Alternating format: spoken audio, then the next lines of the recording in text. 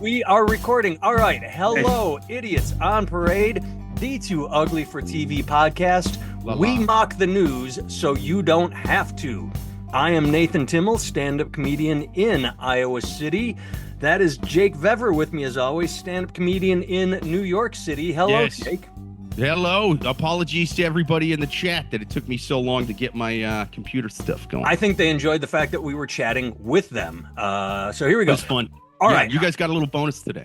I want to apologize up front because we did so much politics last week. I sent Jake all non-politics stories. I literally sent Jake no politics. And then yesterday, Trump said he announced the 25% tariffs that are is like, so we'll talk about that later. We'll get to it. But there's one thing I want to jump to several things. I want to make fun of the media. First of all, the first thing I want to do is make fun of the media. And the first thing I want to make fun of is, oh, here we go. So this isn't real news. This is E-News, the entertainment network. American Airlines crash. U.S. skaters shared chilling photo from plane. Chilling photo. Oh, my goodness. What did he show? I'm going to click this clickbait story and take a look. Hey, media, suck all the dicks. It's a picture of the wing before taking off. It's the picture 10 million people a day take, where it's just like, all right, everybody, I'm on a flight. Here we go. It's not chilling. Even the fact that something tragic happened and that poor soul lost his life in the plane, that's horrible. But to say that the fact, like, he took a picture from a plane, there's nothing wrong. It's not like he took a picture of the wing on fire seconds before. No, he posted a picture. Hey, everybody, I'm on a plane. It's not chilling. Fuck you, E! Online. I knew it was clickbait. I clicked it anyway. This is how they get you. These clickbait. Fuck you, media. Yeah. If I ever die in a plane crash, I want it in my will that some hack journalist can't use a picture that I just randomly took that day as clickbait. Exactly. Otherwise, may God strike him dead, like he's going to do for me on this podcast because of what I said before it started in the live chat. But the whole story is also, if I live to the end of this podcast, it proves God's a lie because of something that happened before.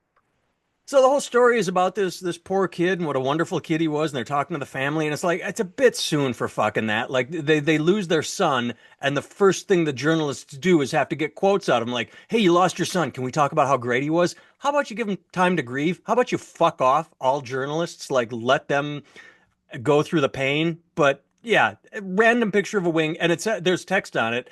ICT. They were coming from Wichita. I guess that must be the call to DCA. So yeah, he literally put, hey, everybody, I'm flying. It's not a chilling photo. Fuck you, journalists. I think that's a special kind of dead inside sociopath. That's just kind of like, hey, listen, there's a national tragedy. Let's send Gary. You know, he's the specialist for this. And they send Gary with his black suit that he wears to all the high profile funerals. And he goes up to the grieving loved ones and he's like, how you feel about this? And then just put the microphone right in their face. That's crazy. That's a sick man. That's a sick man. Well, keeping on this was the one I was going to talk about. Keeping on the horrible tragedy of the crash. This has been talked about. We're late to the game because it's Sunday, but the instant I saw this, I was beautiful. Trump blames diversity hiring as probe into deadly plane crash begins. We knew he was going to blame anybody. It's a complicated story. The air traffic controllers, they've been losing members for years. So DEI is very complicated. The idea was, hey, not let's just hire anyone that's a woman or black or gay to bump our numbers up, but let's extend training to those communities who may not be, know that they as a career option. Like, hey, let's put it out there that if you are interested and become qualified, we will hire you. But I did not expect this out of Trump. What I'm going to say, the idea that it was that he blamed the program allowed for the hiring of people with hearing and vision issues, not true, as well as paralysis, epilepsy, and dwarfism. That one jumped out at me. God bless this man. Anything to dwarfism. I want to know where Peter Dinklage has been these past few days, because I have not seen him quoted. No, where is the reporter that goes to grieving families Where's the one that goes to Peter Dinklage when Trump insults dwarfs? It's pretty wild, man, because I don't know how that would keep you from doing a job in an office or like a tower working on a computer. You know what I mean? Like, Yeah. most physical disabilities will not stop you from working in an office. Let's be honest. That's what air traffic control is. It's basically like a high tech office. So like, yeah, it doesn't matter if you're in a wheelchair. You can get on the phone and be like, hey, don't land yet, dummy. There's another guy landing. You know what I mean? Like you can do that with most types of disabilities. So High tech, high stress. But I mean, and this sentence goes without saying. Trump did not share any evidence that unqualified people because that's not what he does. He just he lies. He puts out the anger, and then the dumb people believe it. But I just thought it I was want to crazy know. that he wasn't even waiting till they announced who was in the plane yet. You know what I mean? Like if you're gonna blame DEI, at least wait until you see who was flying the helicopters and stuff. You know what I mean? Like if they pull a bunch of white people out of that helicopter, you're gonna have egg on your face, sir. Well, the DEI, they have called the military DEI. They've blamed the military DEI for weakening, ruining the military. But this was on the other end. They're saying it was the controllers and anything the TSA. But he did. Right, but we don't even know why it crashed. You know what I mean? Like we No, don't even know. right. He's It's not announcing like this. there's not a level one-to-one. Right. Oh, there was We a don't dwarf know in the who tower. fucked They up, crashed. how they fucked up, why.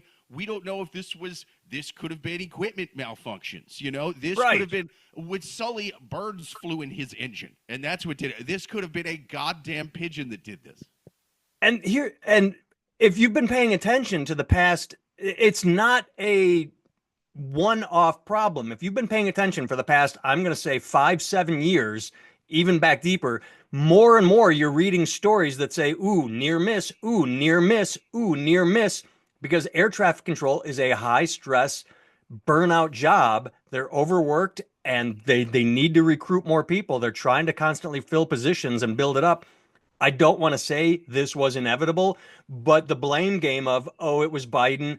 Oh, it was the fact Trump just fired the head of he fired air traffic safety control. He disbanded, you know, the fact that he did that 5 days ago did not automatically lead to this, but it's just a compounding problem over It's time. pretty hilarious that they're going to sit there on one hand going, you know, the previous administrations, not the one before the last one, but the last one and the one before that, they have been fucking up the FAA. They've been running it bad. And how are we conservatives going to fix it? With massive budget cuts. Yes, we will purge all of the mismanagement by giving them less money. That's going to make them run better.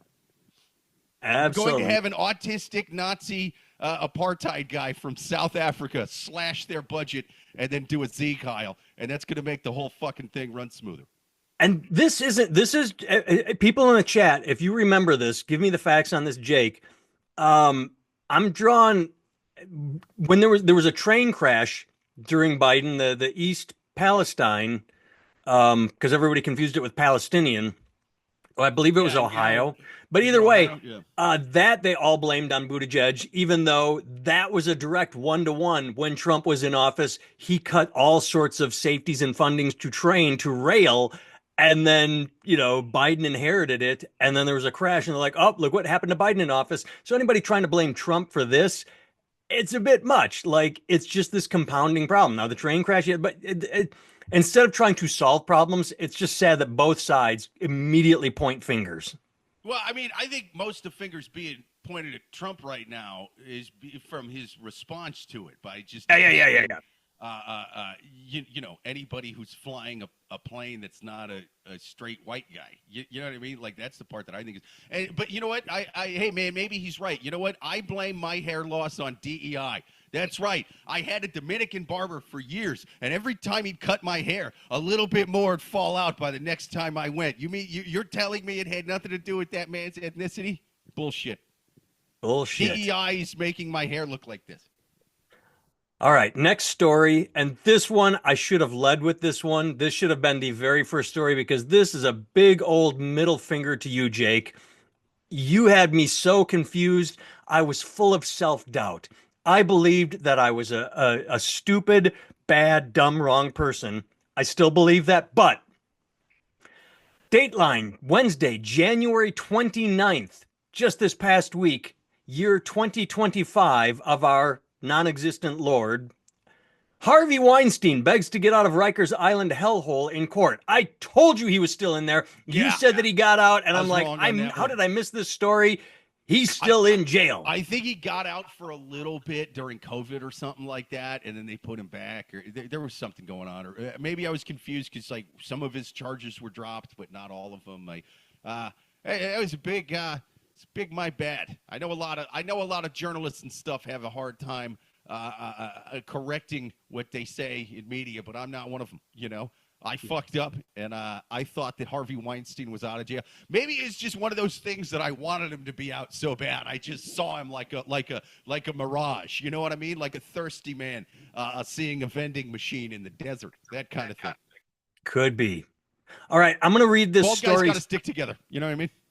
I'm going to read this story sideways because I don't want to give the reveal because it took me by surprise. So, China is more in love with its pandas than ever.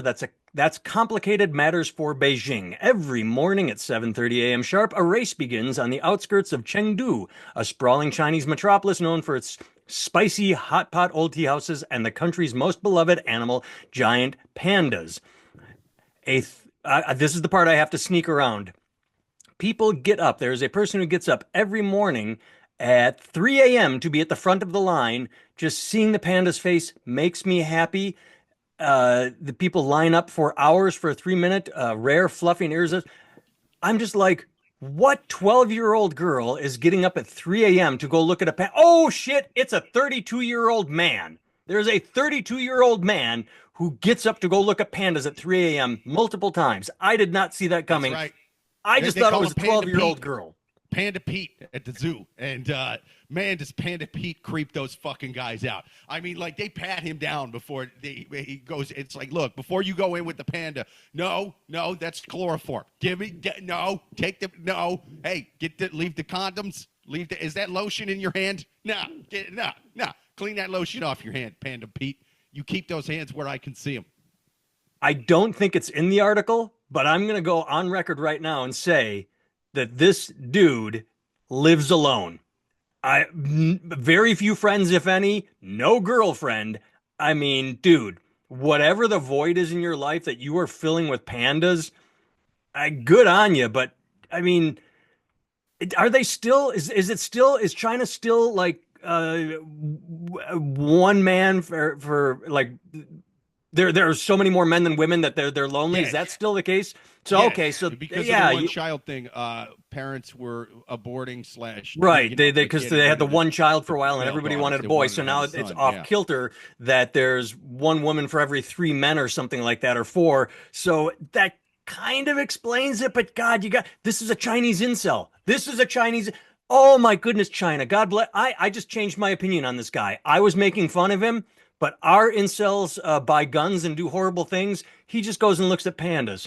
I think American incels need to take some cues from Chinese incels and enjoy lovely nature animals. From now on, every high school gets a panda. You know, it's just the incel could just come in and just look at the panda like, oh, look at his big eyes, you know, and look at his fluffy ears, and then they calm down.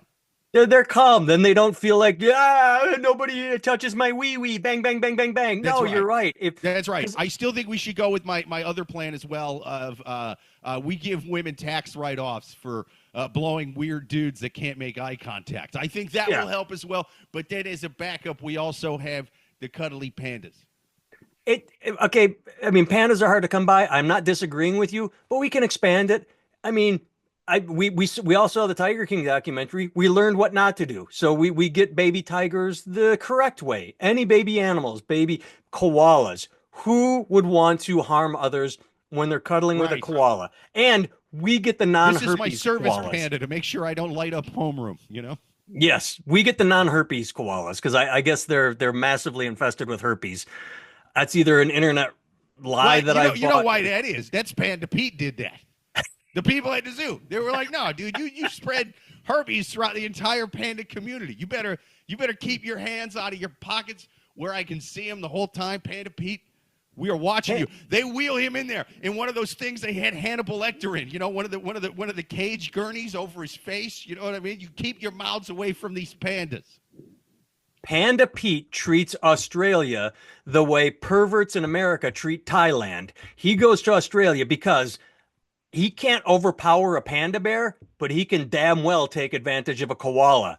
You are right. That's why they all have herpes. It's because of Panda Pete, because he knows that he can't beat down a panda, but he can damn well. Oh, poor koalas. That's right. When he gets off the plane at Thailand, the other perverts just look at him and they're like, you know, that guy, it's Panda Pete. He's here for the bears. Yeah. Like, no, not the big gay guys, like the literal bears. Like, he's into bears.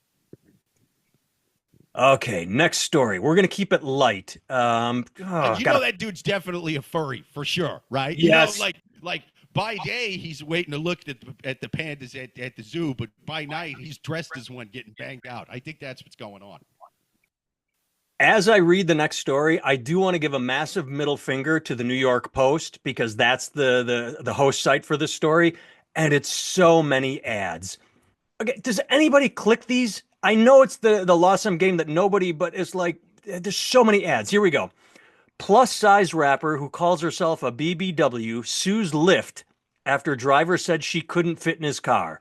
And they show the picture as she is a big, big woman. Do they have her weight? She weighs nearly 489 pounds, claims the rejected unfolded earlier in Detroit when he pulled up in his Mercedes-Benz sedan and immediately locked his sedan. Not a, this is the four-door. This is a four-door. This is not an SUV. This is not, I would not, you don't get, oh my God, she has butt legs. Her legs are a butt. They're so, this is the lawsuit, everything. You don't get to sue when you can't fit in a car. I saw a comment that said, instead of calling a Lyft, she could have called ForkLyft. And I'm like, come on, that's just clever. It was right there. And they put yeah.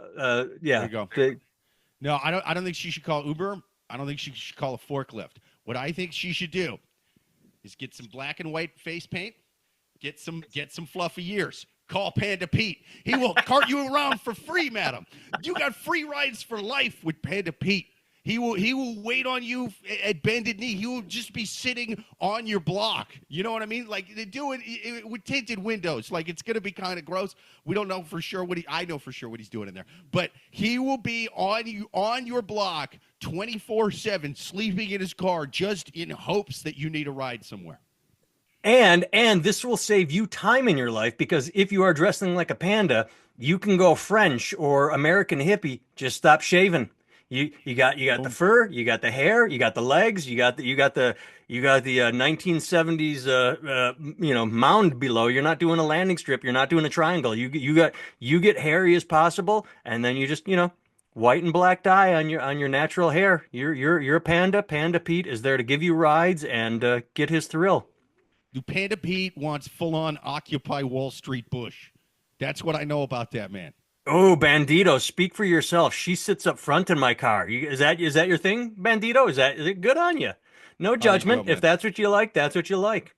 Hell yeah, dude. You know, I've been with a big girl, not that big, but yeah, there's something to be said about squishy. I enjoyed it. It was like there's a difference between sight and physical touch, and there are a lot of people that see a big girl and like, not for me, yucky, whatever. You get in there and there's movement and there's roll. It can be. She's a bit much for me, but I've had a bigger girl and the squish can be fun. So I'd let her ruin the suspension on my 2012 Honda Fit. I'll tell you that right now. Hell yeah. I just want to know if Bandito's serious, but yeah, he says, speak for yourself. She sits up. Well, good on you. Good on you. All right. Next story. This one I thought was interesting. We're going back into politics because it's just so. This is almost exactly like the chilling plane from Photo, only a different direction. Column. It doesn't say opinion. It says column. The population exodus from anti-abortion states is underway and may be picking up steam. They've done 2 years of population flow. 13 states with total bans suffered a combined net loss of estimated 36,000 residents per quarter, or over 144,000 per year over 2 years. But here they go. 80 million and 13%. Oh, Over 2 years, that amounts to a net loss of more than 1/3 of a percent. Oh no, what an exodus. 1/3 of 1% may have left because of the abortion ban. No reason given. There's no survey. Hey, why are you moving? They are literally looking at population flow and coming to a conclusion that over time the trend could result in a population 1% lower than it would have. Ooh, why is this a goddamn story? It's all speculation. That's why I said it's as bad as the goddamn picture of the airplane wing. Yeah, I missed that. Yeah, that's if we're talking about less than 1% of the population either coming or going. What are we doing here? That's crazy.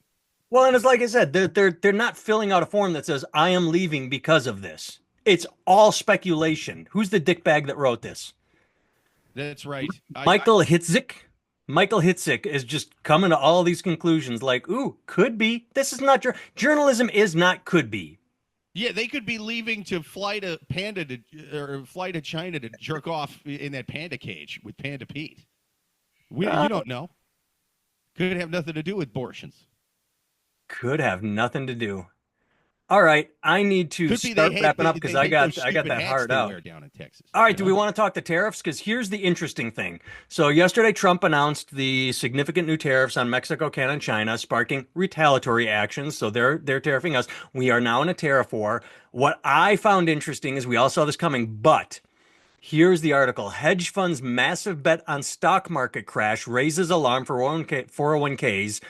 Goldman Sachs has sent shockwaves through financial circles, revealing a dramatic surge in short positions against U.S. stocks, a move that signals a belief the market is headed for a crash.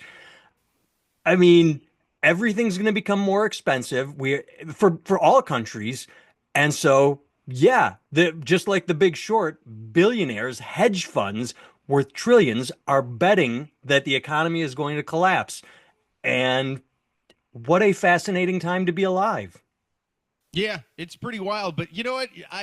He was talking about this the whole time he ran. So no one can have it's not a surprise. The whole time he was going, inflation is out of control. And then he'd go, I want to put a 25% tariff on everything. So it's like, okay, everything's going to get way more expensive if you do that. I mean, that's what a fucking tariff is. So it's a tax on the consumer. And they make sense if they're targeted, right? Like, let's say I make shirts, I make shirts. Wait, boy, let me interrupt. Don't even make stuff up. The electric car, that was a good tariff because China was going to flood the market like they did with solar. Chinese solar really fucked up American solar. So putting a tariff on electric cars is allowing Ford and so yeah, just use that. Go ahead. But keep in mind when you do that, the consumer is still paying more. They are. You're paying more. You're just making the foreign good that was like cheaper.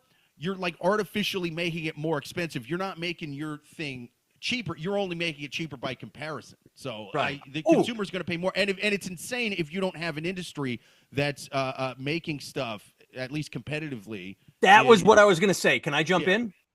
That's what I was going to say is when it comes to electric cars, Ford, Chevy, GM, they're all trying to make electric cars. So yes, we can tariff that and try and build our industry. The problem with the blanket non-targeted is we don't have cheap we don't make phones. We don't make televisions. We import so much from China that is where it hurts. We do not have a ground up television industry. So it doesn't. And the idea that because he said this multiple times, he's trying to halt the flow of fentanyl and immigration. How the fuck does increasing prices on things like it makes zeros. He says it and does not justify it. And when asked, he says, "I have common sense." It's amazing. If your thing is, well, the fentanyl's coming in with these products.